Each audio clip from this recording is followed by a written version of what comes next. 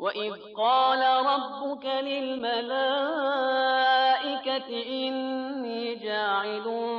في الأرض خليفة قالوا أتجعل فيها من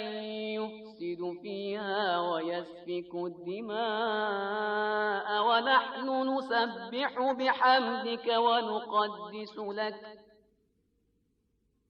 قال إني أعلم ما لا تعلمون وعلم آدم الأسماء كلها ثم عرضهم على الملائكة فقال أنبئوني بأسماء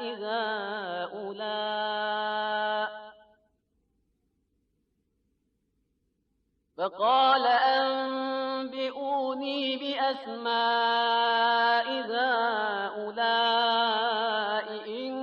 كنتم صادقين قالوا سبحانك لا علم لنا إلا ما علمتنا إنك أنت العليم الحكيم قال يا آدم أنبئهم بأسمائهم فلما أنبأهم بأسمائهم قال ألم أقل لكم إني أعلم غيب السماوات والأرض قال ألم أقل لكم إني أعلم غيب السماوات والأرض وأعلم ما تبدون وما كنتم تكتمون وإذ قلنا للملائكة اسجدوا لآدم فسجدوا إلا إبليس أبى واستكبر وكان من الكافرين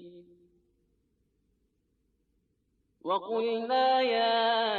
آدم اسكن أنت وزوجك الجنة وكلا منها رغدا حيث شئتما ولا تقربا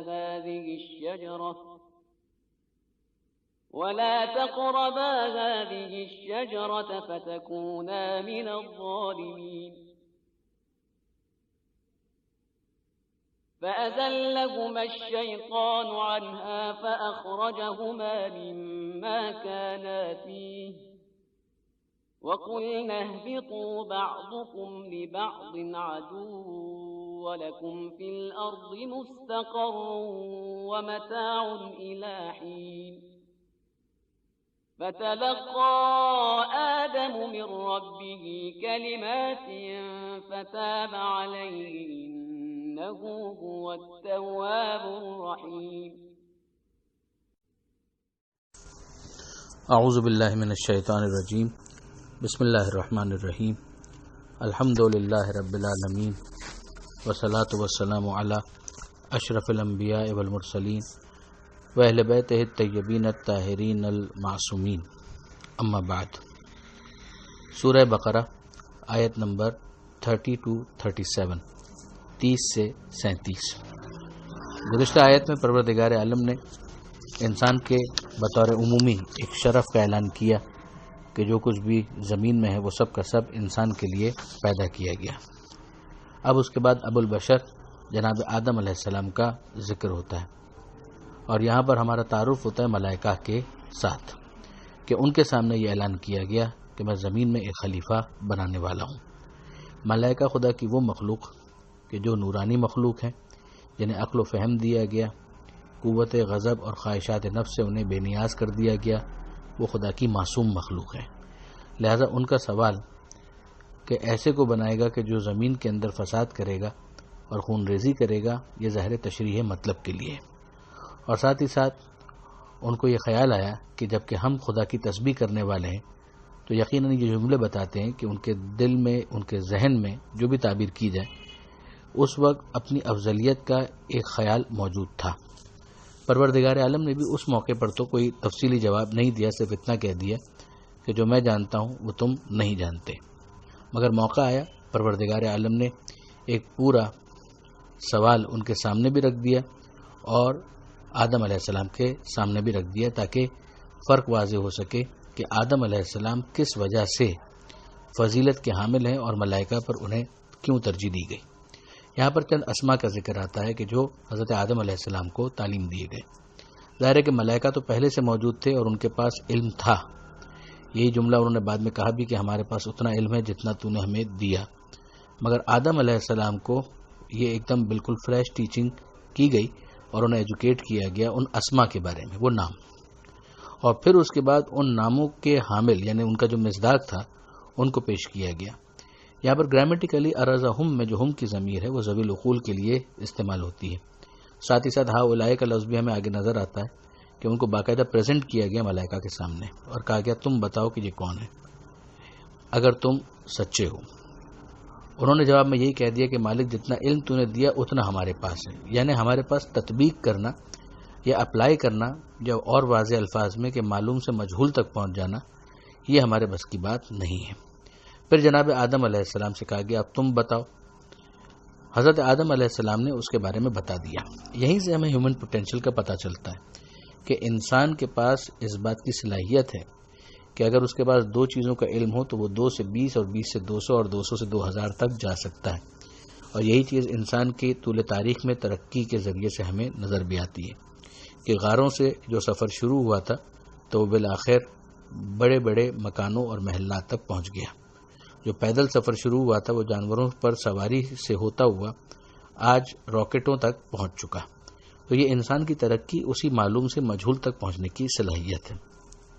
اب وہ اس علم کو کیسے استعمال کرتا ہے یہ خود اس کے اختیار کے اوپر مبنی ہے۔ تو یہاں پر ہم دیکھتے ہیں کہ حضرت آدم علیہ السلام کی فضیلت برحال ظاہر ہوئی، اور پروردگار عالم نے یہی کہا کہ کیا میں نے تمہیں نہیں بتایا تھا کہ میں واقف ہوں، میں خوب جانتا ہوں، زیادہ جانتا ہوں، آسمانوں اور زمین کے غیب سے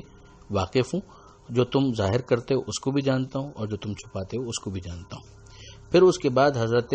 آدم علیہ السلام کے حوالے سے یہ حکم دیا گیا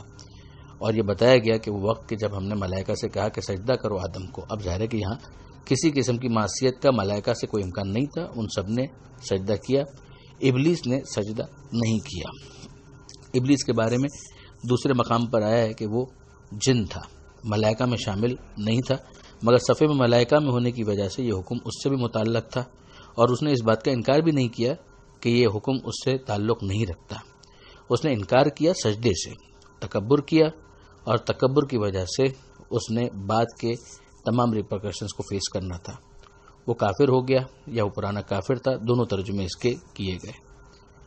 اب یہاں پر بحث آگے بڑھتی ہے اور ابلیس کے حوالے سے بھی تفصیل یہاں فوراً نہیں آئی، بات چلی گئی جناب آدم علیہ السلام تک، اور ان سے کہا گیا کہ آدم تم اور تمہاری زوجہ جنت میں رہو، یہ جناب حوا کا ذکر آ گیا، اور کھاؤ جیسے تمہارا دل چاہے، ایک پابندی ہے کہ اس درخت کے قریب مت جانا ورنہ تم ظالمین میں سے ہو جاؤ گے۔ ظلم کا لغوی مطلب ہوتا ہے کسی بے محل کام کو انجام دینا، چیز کو اس کے مقام سے ہٹا دینا، تو ضروری نہیں ہے کہ یہ ہمیشہ گناہی کے لیے استعمال ہو۔ تفسیر کے اندر اگر آپ دیکھیں گے تو یہاں پر ایک لفظ استعمال ہوتا ہے ترک اولا، یعنی ایک بہتر چیز کو ترک کر دینا۔ جیسے اگر ڈاکٹر ابھی کسی سے کہے کہ اگر تم نے یہ چیز کھائی تو اس کا نتیجہ یہ نکلے گا کہ تمہارا گلا خراب ہو جائے گا، تو یہاں پر ظاہر ہے کہ وہ چیز کھا لینا اس کے گناہ میں شمار نہیں ہوگا، مگر اس کا ایک نتیجہ ہے جس کا اس کو سامنا کرنا پڑے گا۔ تو اب بہرحال ہوا یہ کہ شیطان نے اس موقع پر اپنا کام کیا اور وہ ترک اولا ہوا، اور اس کے نتیجے میں جنت سے ان دونوں کو نکلنا پڑا۔ اب یہاں پر غور طلب بات یہ ہے کہ یہ ترک اولا یقیناً اس شان کے مطابق تو نہیں تھا کہ جناب آدم علیہ السلام کی تھی، اگرچہ یہ گناہ نہ بھی مانا جائے، اور یقیناً یہ گناہ نہیں تھا کہ نبی معصوم ہوتا ہے، گناہ تو نہیں کر سکتا، لیکن یہ ترک اولا تو ہوا، اور اس کے نتیجے میں حضرت آدم علیہ السلام ایک دل میں پشیمانی کی کیفیت بھی ان کے موجود تھی، جس کے لیے پھر پروردگار عالم نے ان کو چند کلمات تعلیم کیے، جس کو انہوں نے سیکھا، اور پھر اللہ نے ان کی توبہ کو قبول کیا۔ یقیناً اللہ توبہ قبول کرنے والا اور رحم کرنے والا ہے۔ اب اس صفحے کے اوپر جو غور طلب بات ہے وہ یہ کہ وہ کلمات جو کچھ بھی ہوں کہ جو جناب آدم علیہ السلام نے سیکھے، مگر غور طلب بات یہ ہے کہ توبہ قبول کرنے والی ذات پروردگار کی ہے اور توبہ کرنے والے جناب آدم علیہ السلام ہیں۔ پھر یہ کلمات جو بھی ہیں وہ درمیان میں کیوں آئے؟ یہیں پہ ہمیں سمجھ میں آتا ہے کہ پروردگار عالم نے نظام اس طرح سے رکھا ہے کہ وہ کئی مقامات پر دعا کی قبولیت کے لیے درمیان میں وسیلوں کو پسند کرتا ہے۔ اب وہ تفصیل اپنے مقام پر ہے کہ جو تفسیر در منصور علامہ جلال الدین سیوطی کے اندر بھی آئی اور ینابع المودہ کے اندر بھی آئی کہ وہ نام پنجتن کے تھے، محمد مصطفیٰ صلی اللہ علیہ وآلہ وسلم، مولا علی علیہ السلام، حضرت زہرا سلام اللہ علیہ، امام حسن علیہ السلام اور امام حسین علیہ السلام، کہ ان کا واسطہ دے کر جب پروردگار عالم کی بارگاہ میں گزارش کی گئی، درخواست کی گئی، دعا کی گئی، تو پھر پروردگار عالم نے ان کی توبہ کو